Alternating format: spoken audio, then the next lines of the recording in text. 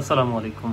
আমি আপনাদের গত একটা ভিডিওতে রেডরুট গ্রো করানো এবং ডিআইওয়াই লাইট সম্পর্কে বলছিলাম যে কিভাবে সব থেকে কম বাজেটের ভিতরে একটা নর্মাল লোটেক সেটআপের জন্য আমরা একটা লাইট রেডি করতে পারি।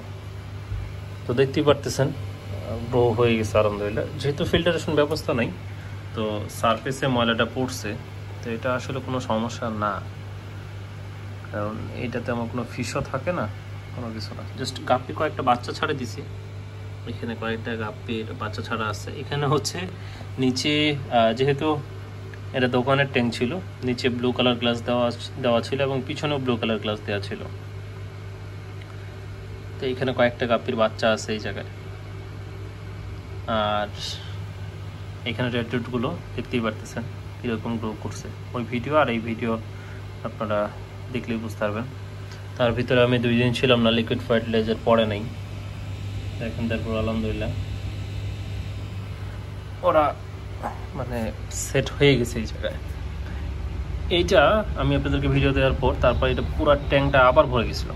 তা আমি কিছুদিন আগেই 2 দিন আগে গ্রামে যাওয়ার আগে এক বড় ভাইকে দিই, তো প্রায় 20 পিস বা সামথিং এরকম যাবে তোমার কাছে দেওয়া হয়। তো দেখতেই পারতেছেন যে কি পরিমাণ গ্রোথ।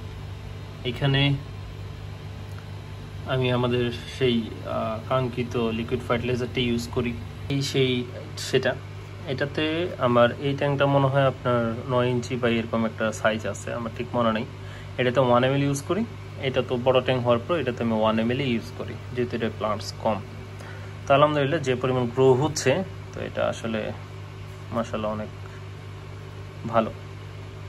আপনারা যারা ট্রাই করছেন তারা তো করছেনই, যারা করেন নাই তারাও ট্রাই করতে পারেন, ইনশাআল্লাহ খুব সুন্দর প্লান্টস গ্রো করবে।